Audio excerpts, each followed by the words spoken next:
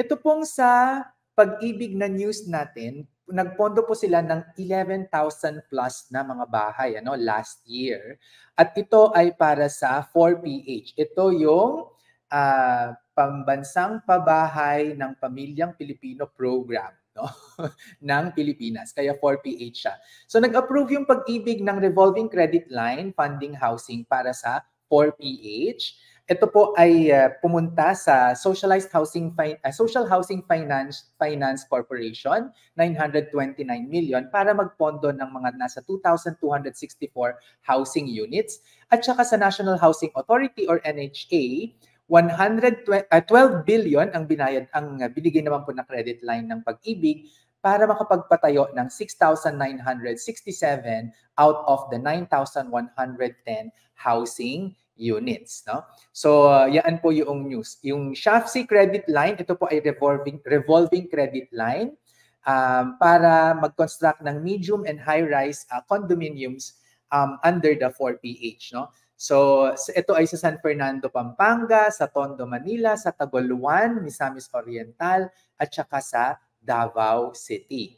Ito naman pong sa NHA, revolving credit line din siya, At saan naman ito? 4,111 units sa Quezon City, sa Valenzuela, at sa Zamboanga, at saka sa San Juan. So, yan po, At least meron namang mga pinapatayo, na nakikita natin. Pero, sapat ba yung mga yan, Ito yung mga credit line safeguards naman. So, may collateral yon na provide ng SHAFC at saka ng NHA. Kasi itong SHAFC at saka NHA po ay government agency. Pag-ibig, government agency din siya, nagpautang sa SHAFC. Okay? Ang maximum payment term nila ay 3 years at may provision na ensuring the release of funds for the intended projects. Okay? So yan po yung balita natin sa Pag-ibig. At gusto ko lang mag-discuss ano ba yung housing backlog natin dito sa Pilipinas at sapat ba yung ginagawa ng gobyerno natin. So mataas po talaga yung demand for affordable housing dahil ito sa mabilis na paglago ng ating populasyon kasi yung hilig-hilig nating mag-anak, 'di ba? Meron din po tayong urbanization, na nagaganap, Dumadami ang mga tao sa urban areas, okay? Tapos nag-i-increase din po yung mga informal settlers, 'di ba? Uy, wag natin silang tatawagin na mga squatter ha. Bad 'yun. Hindi siya diplomatic. So dapat informal settler. 'Di ba? Ganun talaga 'yon. Okay. Tapos syempre, dahil may mataas na demand tapos mababa yung supply ng affordable housing. Kasi ang taas ng land and construction cost. Mahal po ang lupa ngayon at saka yung lalo na yung pagpapatayo, yung construction, nakakaloka siya, And then ang dami pang mga regulatory constraints. So totoo lang, ramdam na ramdam ko yan kasi ngayon na nagpapatayo tayo ng pabahay, There's also lack of access to affordable housing finance. So kakaunti yung mga nagbibigay ng financing para sa affordable housing. Okay? So ito yung ating annual housing supply and demand. Pag makikita natin dyan, madaming yung unserved market. Yung unserved market, may deficit tayo na 100,000 units per year yan.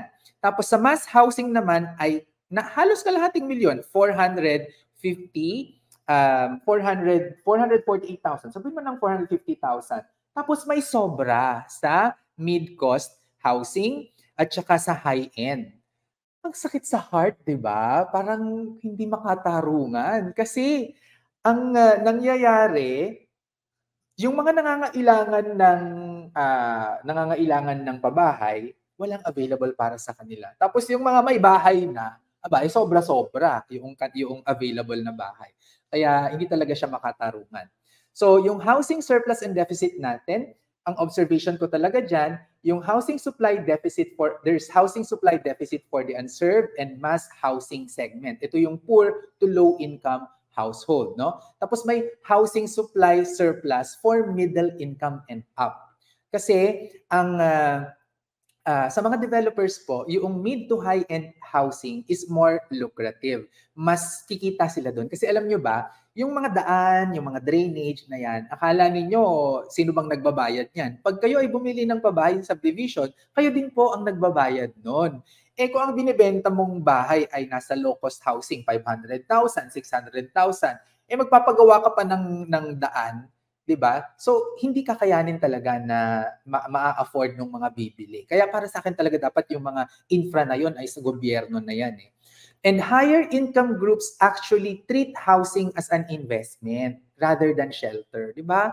Ang pabahay naman kasi talaga dapat ang pagtingin natin diyan ay bahay, 'di ba? Titirhan natin, no? Pero yung mga may kaya, ang tingin nila diyan ay investment, 'di ba? Kaya yun yung nagda-drive din ng market, ano? So, ano po yung housing backlog natin? According to the Department of Housing, Settlements and Urban Development, ay meron tayong over 6.5 million in housing backlog since 2022, no? So nadagdagan na 'yan ngayong nung last year 2023. At ay na-address po nila ito sa pamamagitan ng Pambansang Pabahay para sa Pilipino program.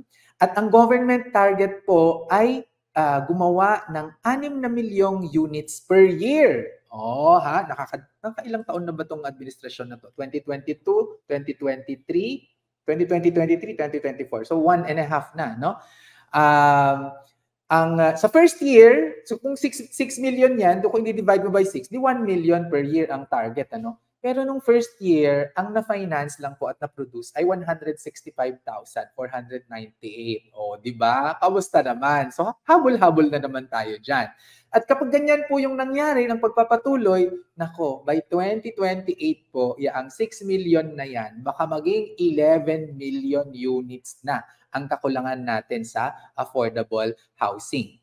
So, ano yung strategy ng DSUD, no, for this? Ito yung sinatawag nilang in-city relocation. Ang sabi nila, gusto nilang i-minimize yung adverse impacts of displacement and periods of adjustment for families being relocated. Yun naman talaga dapat, di ba? Kasi dati, kapag mag-demolition sila, magre-relocate sila, ang layo-layo. Tapos walang kuryente, walang tubig, walang trabaho, lalong-lalo na. Kaya hindi maganda yon. Dapat mas maganda talaga in-city. Kung saan sila naroroon, mas maganda, mas malapit doon, or doon mismo na sila paggawan ng bahay, di ba? Kung may political will, kakayanin talaga ito eh. They want to provide continued employment or access to livelihood opportunities at i-improve yung overall well-being and standard of living of targets for targets of relocation. So maganda naman talaga yung intention at strategy ng DSUD, no? Pero para sa akin, paano pa ito ma-address, ano? Yung gobyerno, tingin ko, dapat mag-offer ng 0% loans to those earning less than 20,000 pesos per month na gustong bili ng bahay. I-subsidize nyo na yan agad-agad, di ba? Magkano lang naman yun? Konti lang naman yun. Sa totoo lang, kung titignan natin sa budget na trilyon-trilyon na yan. Eh, kapag nabigyan natin ito, maraming masosolve. Ang pabahay kasi, solusyon din yan sa health. Kapag maayos yung bahay mo, hindi ka exposed sa elements. So, okay yung health mo, protektado ka. Tapos, ganun din sa disasters, di ba? So, kukonti yung ma-evacuate natin. Magbigay din sana ng tax incentive sa mga organizations na gumagawa ng mga socialized housing. Wag na kaming pahirapan, di ba? At i-standardize sana yung housing design na para, meron ng standard na design. O ito na, para magkaroon talaga tayo ng supply chain na pare-pareho tayo ng pinoproduce, magkakaroon ng maraming bahay. Kasi kung pare-pareho po yung ipapatayo natin, magkakaroon tayo ng supply chain yan eh, na etong bintana na to, ganito lang yung itsura, yung pinto natin ganito, yung hollow blocks ganito, yung bubong ganito. Then magkakaroon tayo ng industriya that really supports the socialized housing housing problem. Dapat din yung infrastructure doon sa mga housing development. For affordable housing yung road network, yung drainage, ganyan, dapat talaga cargo yan ng gobyerno. Kasi 'di ba yung mga low income, kung sila pa yung magbabayad nung daan na gagawin para sa kanila, yung drainage na yon, nako, good luck po, 'di ba? Hindi kakayanin ng pera nila. para sa akin din, no, dapat magkaroon ng housing for farmers. Kasi ngayon, hindi tinatanggap yung agricultural land as collateral para makapagpatayo ng bahay si farmer. O kaya ngayon, si farmer, iiwanan na lang niya yung farm niya at pupunta sa kurban, di ba? Tapos reklamo tayo dito, nasiksikan tayo dito sa syudad, di ba? So sana mabigyan din yon. Tapos yon, yung in-city or near-city relocation ay gagawin natin. At makipag-partner din sana ang government, sa private sector at saka non-government organizations. Tapos i-streamline yung permitting process ha. Naku, Diyos ko pagka ito magkikipag ano ka pa sa sangguniang bayan, ganyan-ganyan, ang dami-dami mga chika-chika, no? And then i-revise natin yung zoning regulations, no? Talagang maglaan talaga tayo for residential at saka i-resolve natin yung mga land ownership issues. O ang dami kong chika, 'di ba, tungkol sa lupa kasi totoo naman ang problema talaga natin sa pabahay ay grabe at kailangan itong ma-address. Ayan. Ako po si Sir Vince, ang inyong financial guru, nagsasabing ang pagyaman na pag-aaralan at napagtutulungan.